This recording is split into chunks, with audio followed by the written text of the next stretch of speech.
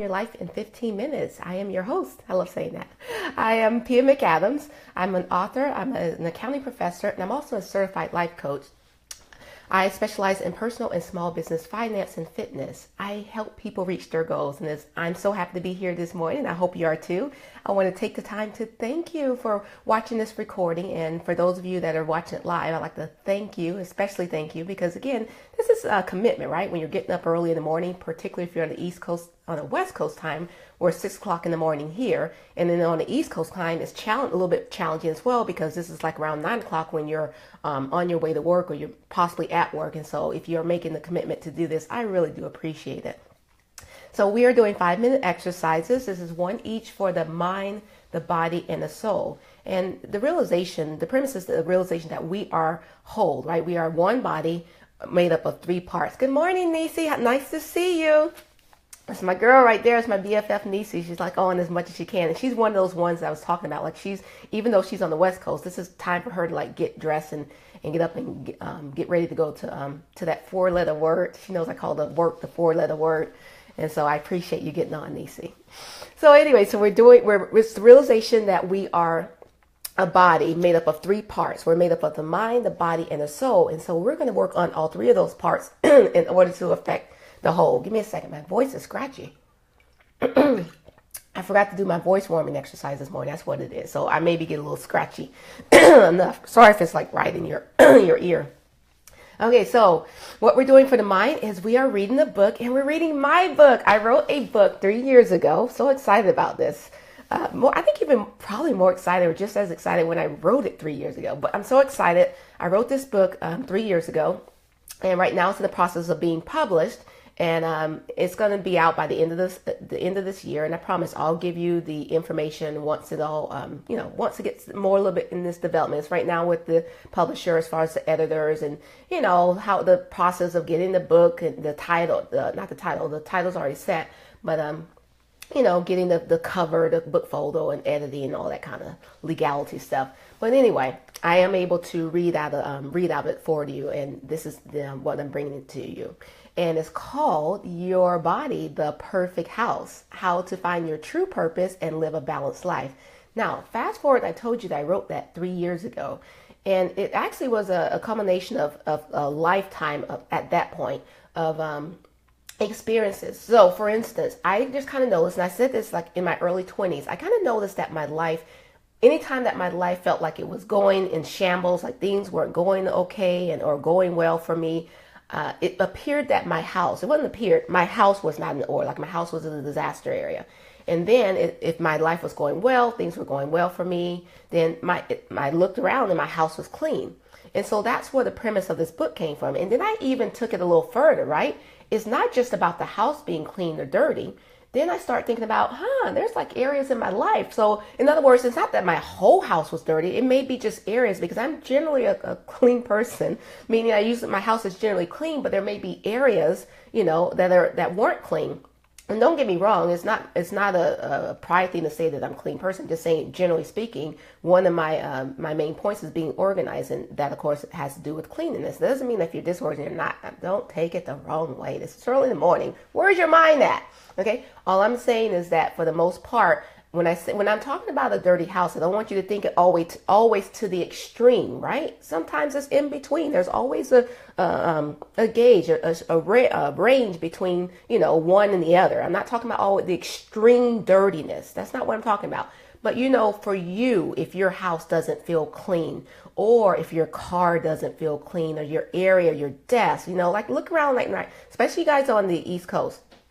Right now, if you're at your desk, look at your desk and just kind of tell me, what is the state of your desk? That's what I'm saying. To you, does your desk, does it appear organized? Is it clean? What's going on? And that's what I noticed with me. I start saying, wait a minute, let's say like, for instance, like my kitchen wasn't clean. Well, in my book, the kitchen is indicative of the physical area of my life. The living room is indicative of the financial area. There's the office. That's my favorite room that I'm in now. But obviously I was in this room when I wrote the book, but I wasn't in this room growing up, right? But the office was indicative of my spirituality. Then there's 2 bathrooms. So the 2 bathrooms are your left brain and your right brain, and that's your emotional area. And then there's 2 bedrooms, and you have the relationship with yourself and with your spouse if you're married, and I'm divorced. And then you have the relationship with others, okay? Your family and your others. So that's what I was looking, that's why how I approached the book and how it's written. So we're looking at how to address those areas to find your true purpose and then live a balanced life.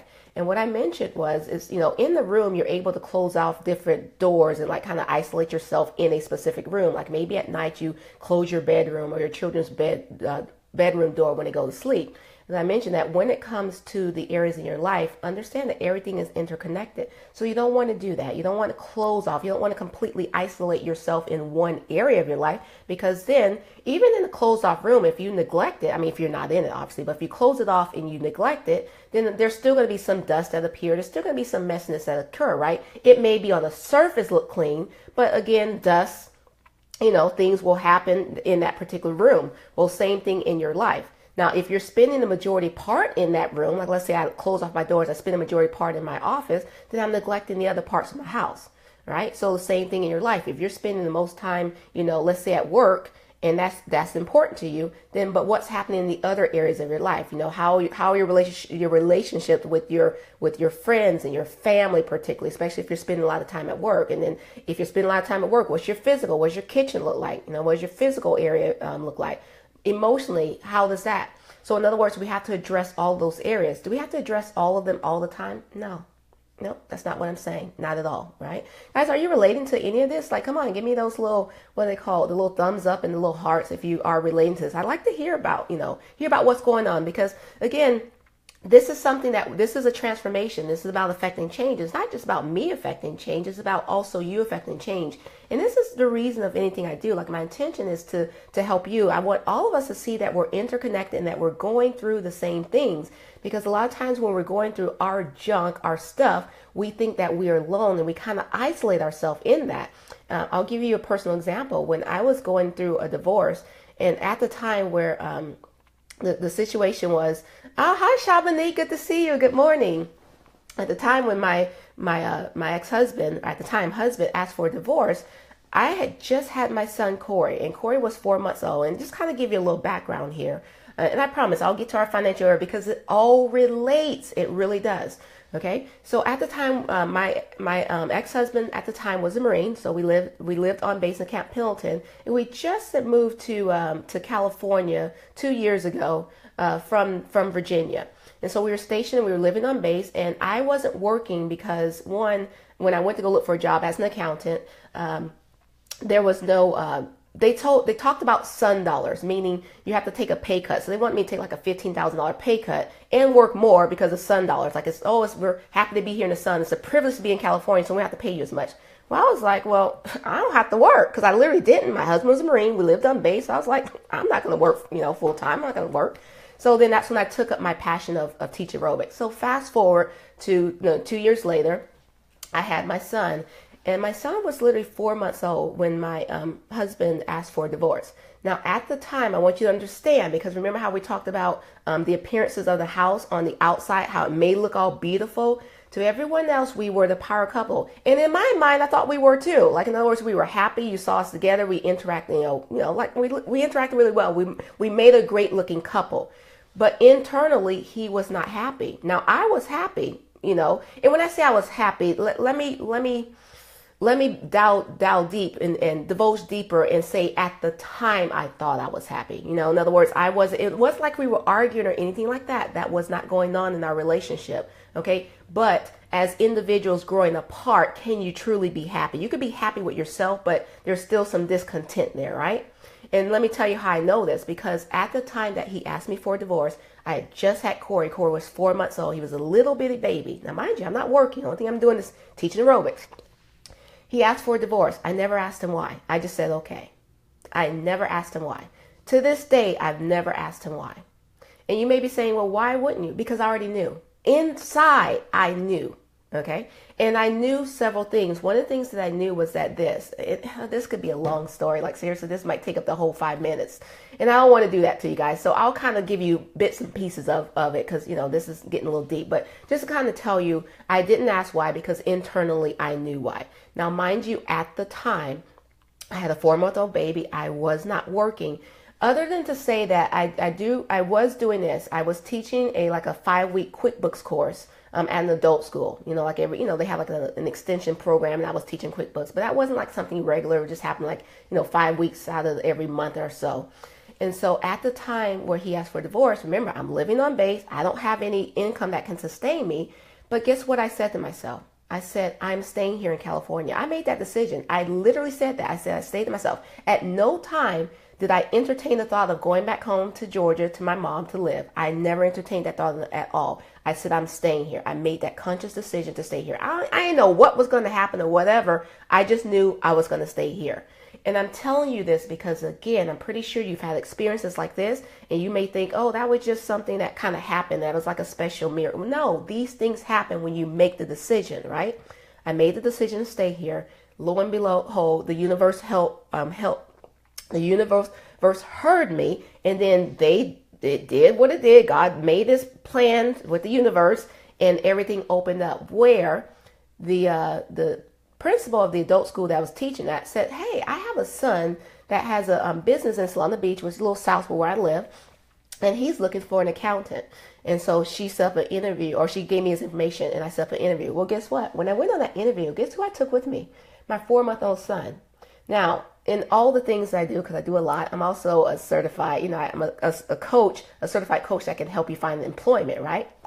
Well, that's one thing that is a no-no. You did not take your 4-month-old baby or any of your kids to an interview. But guess what? I did. Because when I was on my phone talking with him, I explained my situation, that I had a child. He said, oh, bring him along. Like literally, oh, bring him along. And, to know JD, like JD Gigante is he's my first boss, not my first boss, he was my savior, if you will. And if he's watching, hi JD, because I know he does watch my recordings. But oh my God, he was seriously, he rescued me, because not only did he hire me on the spot, but he allowed me to work from home, because he knew I had a child. He allowed me to work from home, and I got to write my own salary. I got to say what I wanted to make. It was a godsend. And lo and behold, it allowed me to stay here in California, right? And then there was other things that he helped me to do. I'll talk about that later on. But I want you to note that the first thing I did was I set an intention. I set a goal. So when we're talking about the financial areas of your life, the first thing that you have to do is set your intention. What is it that you want to accomplish in your financial area? Your finances play a huge portion in your life. You literally can't do much without it. I mean, name something, anything that you do. Go name something that you do that does not involve finances, and you really can't, right? Because you're going to tie it back to something like I don't know, this broadcast. Okay, well, in order to be able to see this broadcast, you have to have Facebook. Well, in order to have Facebook, it's free, right? But the internet isn't. You have to have a computer. Do you see what I'm saying? So any type of interaction involves money. So even though some of us grew up with the saying that money is the root to all evil, money is not the root to all evil. Okay, it is the love of money, and particularly with the greed, when that comes into place. And what I mean by the love of money, that's when you get to a point where not only do you want your money, but you want other people's money as well, and you want it more than just as much or more than you want yours. In other words, you don't have the attitude of sharing. Like you just want to hoard it all to yourself. Well, look around at your living room. What is your living room? And when I talk about your living room, I'm talking about the analogy of the house. What does your financial area look like? Are you happy with your finances? Okay, so the first thing that you have to do is set your intention. I talked about this yesterday. What is it that you want to accomplish? And again, it doesn't have to just be one thing, because generally speaking, it's going to be different things that you want to accomplish. Like maybe you want to pay off your house, or pay off your debt, all your debt, maybe excluding your house, because that's a big one. You want to knock at that a little bit at a time. Maybe you want to buy a car. Maybe you want to save for a college education. Maybe you want to buy a house. Whatever it is, the first thing that you have to do is set your clear intention. Okay, what is it that you want to accomplish? And then once you have that in place, now we can start working on the other how to get there. So now let me ask you to do this, and I want you to kind of do this in your mind. I want you to think in terms of your priorities, and right now just kind of list them. And I'm not just talking about finances. I'm talking about overall. What are your priorities in life? And I want you to just mentally list them. Like if we were together and I had more time, I would actually have you write these down. But I want you to mentally think what are your priorities in life? List them. I really want you to take out a pen and do it, but I'm not going to give you enough time to do it. So mentally think about what your priorities are in life. And I would love to hear the feedback. But again, I know, I get it. But what are your priorities in life? Okay, so if you were to list them, what would be your first thing? And I've done this exercise with clients before, and I just to let you know, usually a lot of people put their family as their number one priority. Some people put their career. Some people put their spirituality. There's a gamut of things that you could put, right? It's individualized to you. But let me offer you this. You ready? If you are not at the top of the list, what the hell are you doing? Seriously, I know I curse, and I don't, but I did. It's hell even the curse word. Who cares? What are you doing? You should be at the top of your list. You should be your first priority. Do I have to go back into talking about the airplane and putting on the mask? We all know that analogy. You have to fill yourself up first in order to have enough to give to anyone else. You have to be your first priority. And that's what the premise of the whole book is talking about, is that, and even this, you have to put yourself first, fill you up so that you have enough to give to someone else. Put yourself first. What are you doing? What are you doing with the areas in your life? How can you have enough to fulfill anyone, even if it's your family, your children that you think is number one? If you don't have enough, if you're not showing up as your complete whole self, what are you doing to those children? And not even consciously, right? Because I showed you several times. I won't do it today. I've showed you several times that when we're little, all we have is that subconscious. And it's our parents that are feeding in all of our beliefs.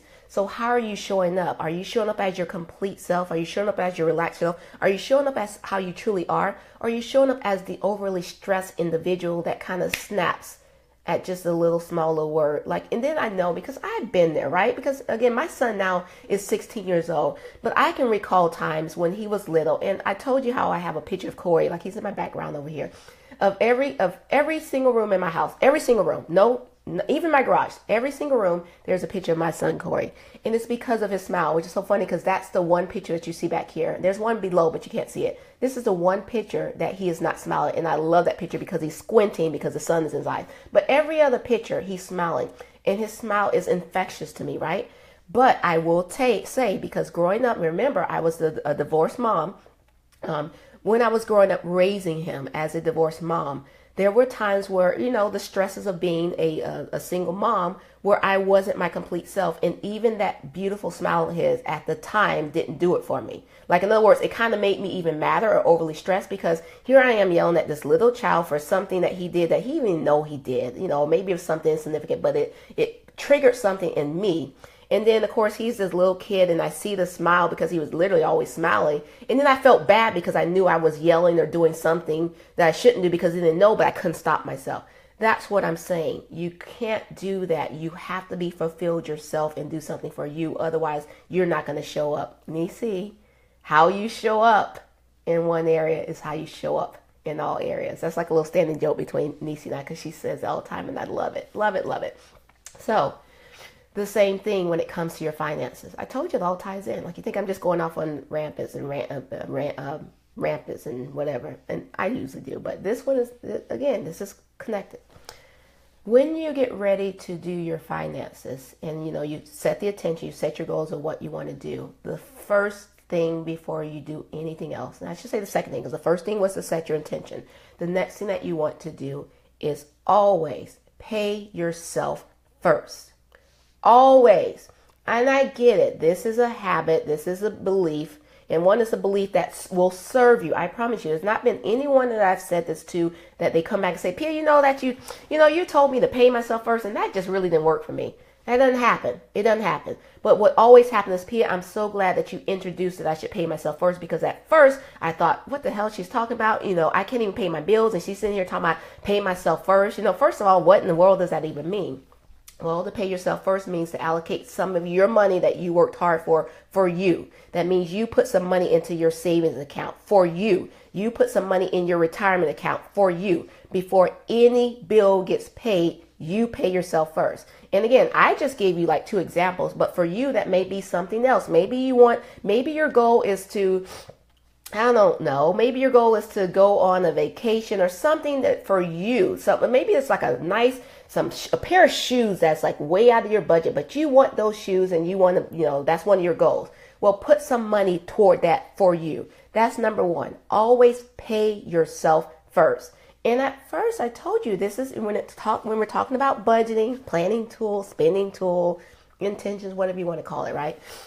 When we're talking about this, I mentioned already that the first month is not going to work for you because you haven't developed the habits for it, right? Second month is not going to work for you as well because even though you understand and you're cultivating those habits, they're still not instilled. By the third month and definitely the fourth month. Third month is usually the key, but definitely the fourth month. If you stick with a budget, it will work for you because by then you've changed those habits. And I know you say, well, wait a minute, P, I've heard that usually, generally speaking, habits take 21 days. Well, that is true, generally speaking. And a lot of times that is generally speaking. Sometimes it's shorter, sometimes it's longer. So the same thing, I'm just saying give yourself at least 3 months. Sometimes it will click for you in less than a month. Sometimes it may be 2 months. But what I'm saying is that at least give yourself 3 months to stick with it. And I promise you at least by the third month, if you're doing what you're supposed to be doing. So that promise is only contingent upon you doing what you're supposed to be doing. Then you will develop the habits in order to make this budget work for you. But it involves paying yourself first. That is absolutely number one. And once you do that, again, when you see that you pay the attention, your priority, you are your priority, the universe will open up. Just think about it now, right? If you're already having trouble paying your bills, then so what if what's going to be the difference? What's going to be the turning point if you then say, okay, I don't have enough to pay my bills, but I'm going to pay myself first? You know what the turning point is? You. Because what you're doing, that little bit, just by making that little change in your life, subconsciously, you are saying to yourself that I am important. And that is important for your life and for your outlook and for how you show up. Okay? So that's it for today. I think that's actually a really good thing to say, is because it's not just about your finances. Because remember, guys, I keep telling you, all of these are in all your areas are interconnected. So when I'm saying pay attention, make yourself your priority, make yourself priority in your whole life and how you show up. Make yourself a priority in your finances. Okay? Pay yourself first. That is number one. Don't forget it. All right. So the other two portions. And remember, when we're talking about this mind, body, soul connection, and I like to say this, keep reiterating this over and over again, because again, if I'm repeating it, repetition is the key to learning, right? It's the mother of learning. And I'm a mother, like so many of you. But repetition is the key. So when we're talking about the house, let me see. Let's see. Thank you, Shabanique. I can barely read. I can kind of gauge what you're saying because once I take off my glasses, what's going on right here? Once I take off my glasses, that's all she wrote. No, I'm not. It's not that bad. I promise, it's not that bad. It kind of is, but it's okay. All right. So repetition is the key. So remember, when I talk about the house and how you're showing up, I'm use the analogy of painting the outside of the house, and I say that twofold. One with you when you're thinking about working on yourself. A lot of times we look at ourselves in the mirror because we physically see ourselves. And so we go and we physically work on our body. And then I also mentioned that, however, it's the same thing as like painting the outside of your house, but the inside is a total disaster area, is a mess. And guess what? You live on the inside.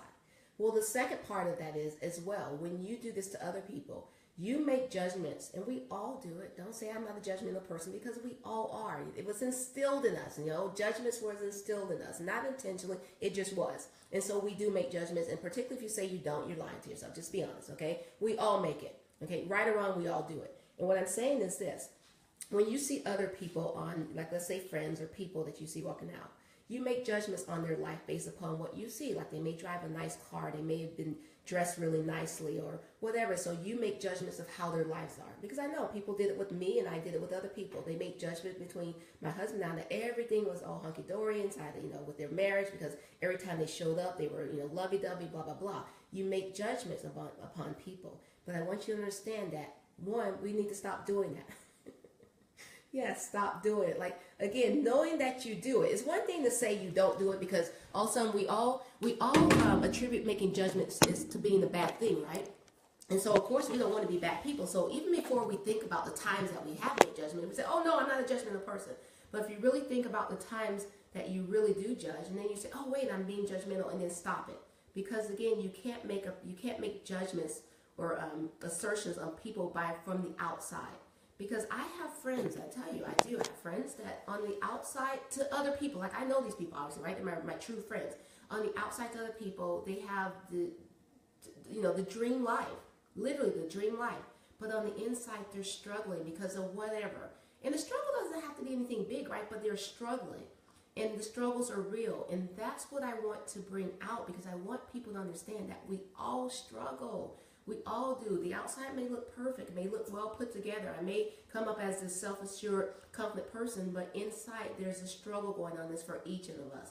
But once we realize that struggle and share those struggles, once you share it and bring it out on the outside, then you find out that, guess what? You start talking with other people and find out that you're not unique, that this is something that is common. And that helps you, it helps your psyche, because when you're struggling alone internally, there's silence, there's depression because you're suppressing it. They suppress it, bring it out, and share it with other people. And I know I was talking to a friend the other day, and she was like, when I was going through my struggles, I didn't tell anyone because I was embarrassed. And that's what we generally feel. We feel embarrassed. Well, why is it that you feel embarrassed? It's because you think that you're alone, or you feel ashamed because, you look at the situation that you're in, you're like, how in the hell can I be in this situation? Stop blaming yourself, okay? Stop blaming yourself. Remember in chapter 3, we said start in the room that you're in. Wherever you are right now, look at your life, look around and see what's working for you and what isn't. And then start to make the actions of what isn't. Okay, so don't struggle alone. All right, so let's move on to the yoga because, we want to get this going on. So in the yoga, we're going to be doing a 5-minute yoga exercise. This is a practice. I invite you to join me. And then immediately after the yoga, we will be doing a guided meditation. Okay, so again, kind of relax, take a nice deep breath. Maybe I need to take a breath because I get so excited. And then exhale, breathe. Okay, so let's do some yoga. And we're going to start off in the tabletop position. So you're going to be on your hands and knees. I want your palms directly underneath your shoulders, and I want your knees directly underneath your hips, and then let's get started.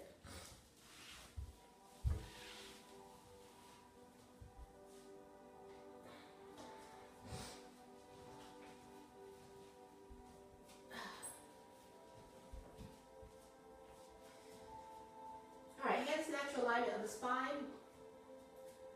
Take a nice deep breath, inhaling. And as you exhale, drop your chin down toward your chest, round to the spine, tuck the tailbone under. As you inhale, your head and chest comes forward. Arch your back, tailbone goes out to the back of the room. And as you exhale, round to the spine. Drop your chin down to your chest. Press those shoulder blades, the armpits down toward the mat as you exhale. Again, inhaling. Head and chest comes forward, round through the spine, arch your back, tailbone sticks up, and exhale.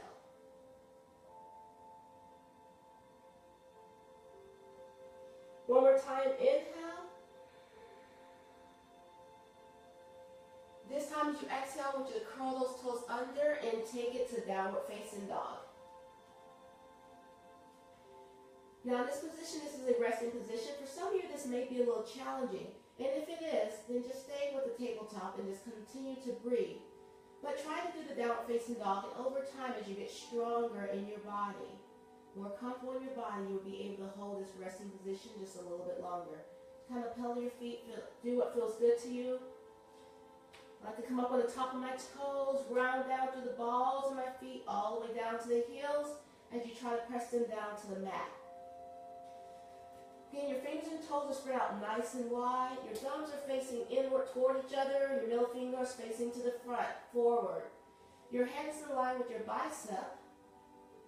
And you're pressing your chest toward your thighs and your knees, lifting those kneecaps to engage those quadriceps. Now, on the next inhalation, I want you to bring your left foot forward toward the fingertips and turn your right foot in. And I want you to position yourself so that the heel of your left foot is dissecting the arch of your back right foot. Extend the arms nice and long. Right, and then I want you to exhale and take it to Virabhadrasana 2, Warrior 2. Now I want you to inhale. I want you to extend your body nice and long all the way forward, then drop the hand down toward the leg. Opposite arm comes up. And we're in triangle. Now remember, if this is all you can go right here, that is fine. Okay? Just go whatever feels comfortable to you. And as you're exhaling, I want you to sink and relax into the pose. Now remember, your head can be up, your head can be forward, or down, depending on what it feels comfortable to with your neck. 3 deep breaths here. And as you exhale, once you bring the hands and fingertips forward, and let's take it into the pyramid. Now in this position, again, depending on the flexibility of your hamstring, you may need to bend your knee just a little, okay? And that's okay. Now, as you hold this position, using your breath, as you inhale, just kind of hold your position, and as you exhale, just kind of relax and sink into the stretch. Direct your breath to the tight areas of your body and let them release and hold. Now I want you to slowly bend this right leg. As you start to transition your weight forward, come up on the back toes, and then, can I do it? Okay, no, I can't. The door's still here. You're going to take your arms back if you're not used to balancing, or you can take your arms to the side, or preferably the pose goes into the front, okay? Now, to help you with the balance, I want you to find one spot right down there in front of you and just stare at that spot. Now, if you still don't have the balance, lower that back leg down. That will help you, okay? And make sure that you're breathing.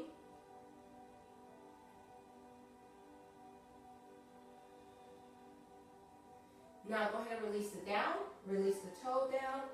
Take your palms down, and let's take it back to downward facing dog and pedal your legs.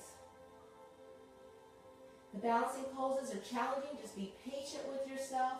And know that in time you will find your balance.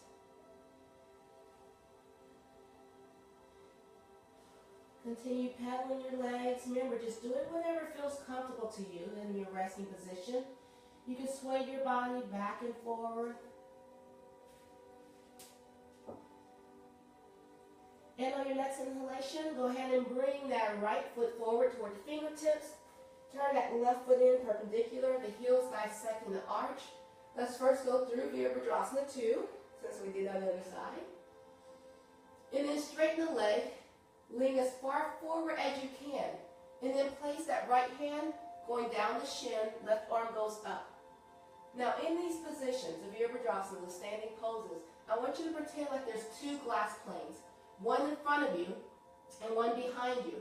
So it is your job to keep those glass planes clear, okay? So that means your butt is not sticking out, and that means your hips are not protruding forward and your chest is not protruding forward. You're in a single straight line, which is why you want to go as far as you can and then drop it down into the pose. Remember, the head alignment depends on your neck. If it feels uncomfortable for you to look up, look forward, or look down. Now go ahead and rotate to the pyramid, and remember, if you need to, bend your knee. It is common for you to be more flexible on one side than the other. Direct your breath towards the tight areas of your body. And remember, it's the exhalation as you hold and relax and sink into the stretch. As you inhale, just hold your position. Exhale, release, relax, in the stretch. Extend yourself into the stretch. Now, go ahead and slowly start to transfer your weight toward that right foot. Come up on the left toes and then lift up. Now again, your arms can be forward, your arms can be behind, or your arms can be to the side. If you start to lose that balance, lower that back leg. Find one spot on the floor and just concentrate on that one spot and make sure you're breathing. Don't hold your breath. Now slowly release it. Place the palms directly into your shoulder and take it back to downward facing dog.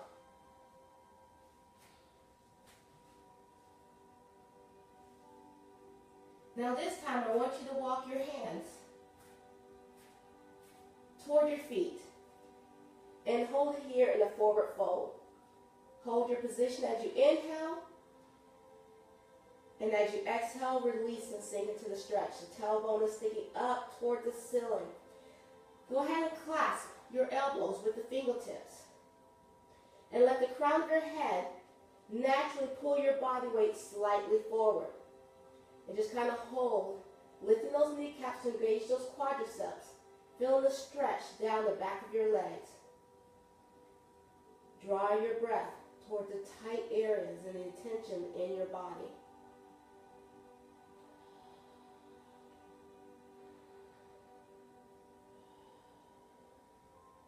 go ahead and release your hands down. And then slowly round it up. Just take your time, one vertebrae at a time, stacking. Rotate your shoulders to the back, make sure that your head is the last to rise. Now, take a nice deep breath, inhaling. As you exhale, dive the body forward. Placing your palms down, and then walking your feet out into a squatting position. Your toes are pointing at the ankles, and you're using your elbows to press out on those inner thighs. Bring those palms together, and open up those hip flexors. As you exhale, kind of bow your head down. Again, exerting a little gentle push on the elbows on the outside of the thighs. Now go ahead and put your right arm down and take that left arm up and over.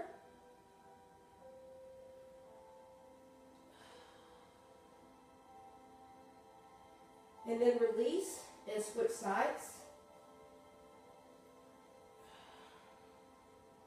Again, make sure you're breathing. Don't hold your breath. And release it down. Take your hands behind. Transition your weight all the way back. And then come forward to a cross-legged seated position facing forward. Make sure that you're on your sits bones, not the fleshy part of your bottom. Arms are down by your side. I want you to take a nice deep breath. Extend those arms overhead. We're going to greet the palm together at the very top. Exhale down through the center. And namaste. Okay, so this brings us to the meditation portion. This is going to be a guided meditation designed to relax you.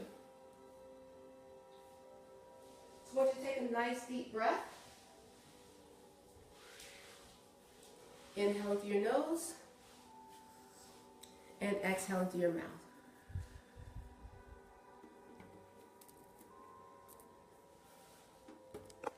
Again, take a nice deep breath, inhaling through your nose. And exhale through your mouth. Go ahead and close your eyes. I want you to notice the state of your body. Make any judgments. Just got through finished doing some yoga, so are there any tight areas, any tension that you still have in your body? Just notice them, take note. Continuously breathing, inhaling through your nose. And exhaling through your mouth. Now the next inhalation, I want you to lift your head all the way up toward the sky. And as you exhale, drop your chin down toward your chest.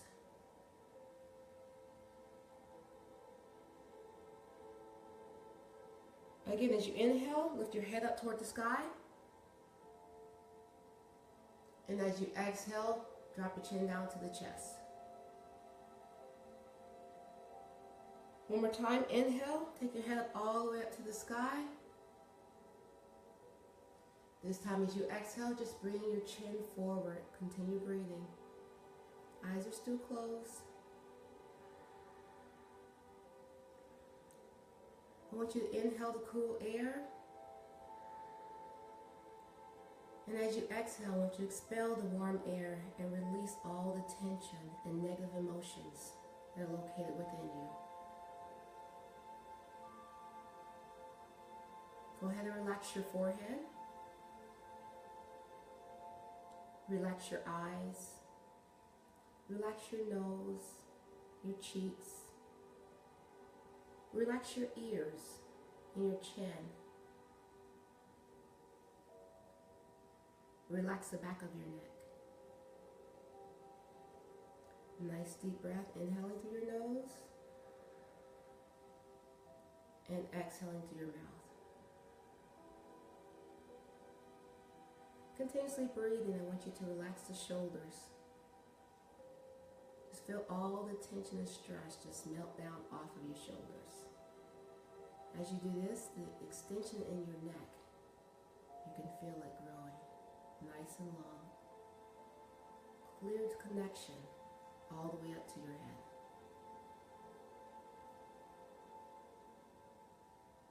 Continue to breathe. And as the thoughts come into your mind, I want you to gently watch them float away like a mountain stream going downhill. Return your focus back onto your breath. Inhaling deeply through your nose. Exhaling through your mouth. I want you to notice your breath.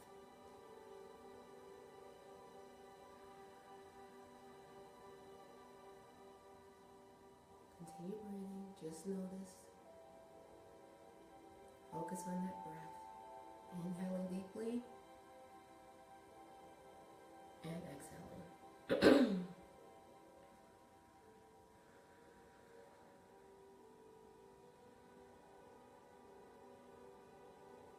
Just keep the mind nice and quiet. Just focus on your breath. I want you to forget about the past. Forget about the future and bring your mind to this present moment. Inhale through your nose and exhale through your mouth.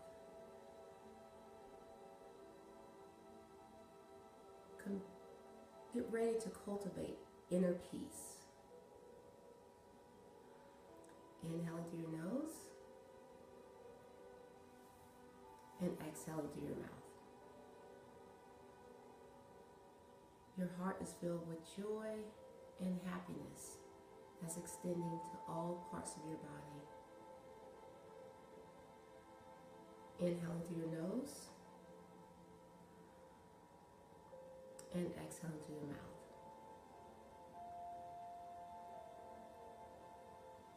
You are in a safe place. Continue breathing.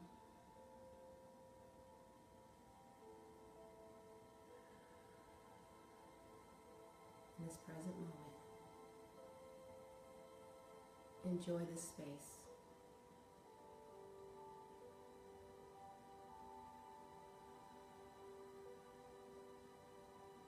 Okay, go ahead and give me another deep breath. Inhale through your nose.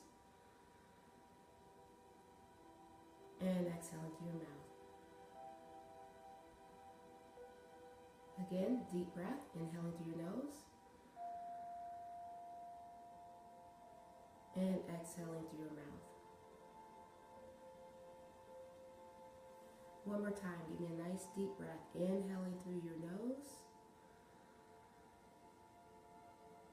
And exhaling through your mouth. Go ahead and open up your eyes. Welcome back. Thank you for taking that time with me and including me in on your journey. Release, relax, return refreshed and calm. You've done something good for yourself today. All right, that concludes our meditation. This also concludes today's podcast of Transform Your Life in 15 Minutes. Your word today is declutter. As you go about your day, I want you to think in terms of decluttering your life, declutter your thoughts, declutter your habits. It's all about the simplification. I will see you tomorrow. Have a great day. Bye.